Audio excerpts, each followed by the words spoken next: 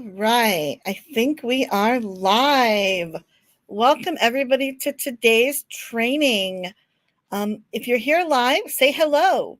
If you are watching the replay, let me know with hashtag replay. I love to know who I'm speaking to out there. And today we are talking about tantrums, kids screaming, yelling, throwing things. We want to avoid them as much as possible. But how do we do that? Especially when we get into power struggles with kids. And that's something we're going to address today. So first of all, I want to introduce myself. I'm Kim Feeney. I'm a licensed independent social worker and a registered play therapist supervisor. I help children and families to lead healthier emotional lives so they can cope with some of these big battling emotions. And like I said, today we're talking about tantrums, specifically in power kids. We've all definitely witnessed kids having a tantrum. Whether they're told no, they lose a game, they can't have exactly what they want. Tantrums can be a challenge to manage, and they're especially difficult when the goal of misbehavior is power. So, our first instinct, of course, is to raise our voice when conflict arises. That's very not what you want to do. You want to remain as calm as possible, because if you dig your heels in and start getting upset, that kid is going to increase the ante as well. And then it's just who can scream the loudest. So avoid the verbal battle and take a step back. Think about what you want to say. Think about what you want to do.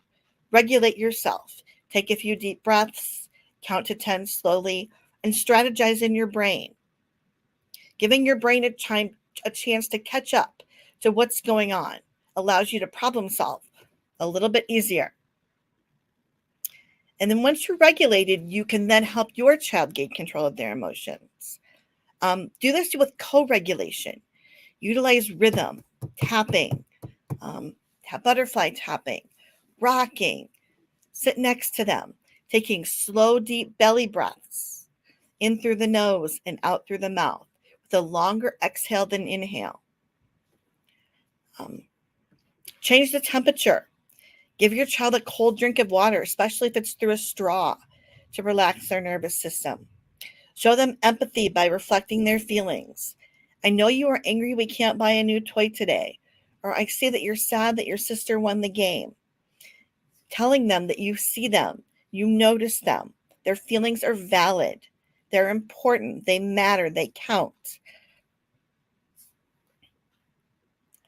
And then use encouragement to promote common ground during this process.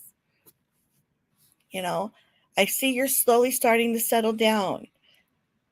You're making some effort to be calm, using that encouragement. Then when your child is chilled out enough to talk, after they've regulated, after they've come back from that fight or flight in their nervous system, then you can focus on solutions. You can problem solve the next time. Talk about if you're saying no.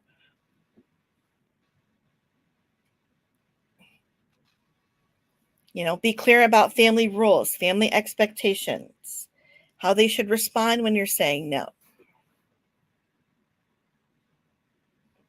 And when you do say no, don't tell them what they can't do. Tell them what they can. You would like a new toy today, and this is just a looking trip, not a shopping trip. Use and instead of but to make it sound a little bit more positive. And, and when they're calm on your problem solving, say things like, you can purchase the new toy yourself. Let's think of some ways you can earn some money. Or if they lost the game and they're sad, maybe there's a game you want to play with me, or maybe there's a game you and your sister and I can all play together. Try to redirect the behavior. And then make sure you're sharing power with your kids. Let them make some choices. If they have to, take a bath, read a book, and then go to bed, if that's the nighttime plan, ask them, what kind of bubble bath do you want? Do you want, berry, or do you want grape? Or What book do you want to read tonight? Things like that. Give them a couple choices. And if consequences are needed, let them be natural and logical. If they threw toys during their tantrum, they pick up the toys. If they hit somebody, they need to apologize. Things like that. So, some daily strategies to start decreasing tantrums in your kids. Let them know what to expect. Establish that daily routines for things like homework, meals, bedtime. Like I said, share power by giving them age appropriate responsibilities and choices. Um, do you want to wear the red shirt or the blue shirt today? Do you want to walk to the car like an elephant or a monkey? Um, you know, when we do chores, do you want to clean up, pick up toys in the living room, or do you want to do the dishes? Give them choices. Play some cooperative games with your child, working on that shared power. Um, some of my favorites: Gnomes at Night, Family Treasure Hunt, Hoot Owl Hoot. They're all really good games. And then play games where you take turns being the leader, such as things like Simon Says, Follow the Leader, Mother May I. Um, do shared projects together, puzzles, art projects, including each member of the family.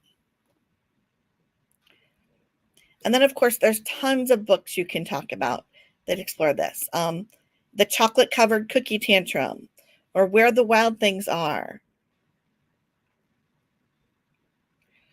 I can drop some links in the chat for some links to some of these books that I really recommend and some of the games.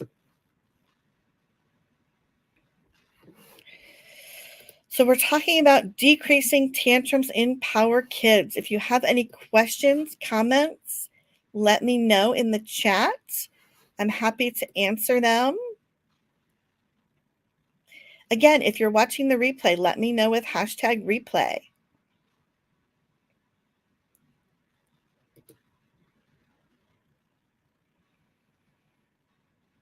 All right.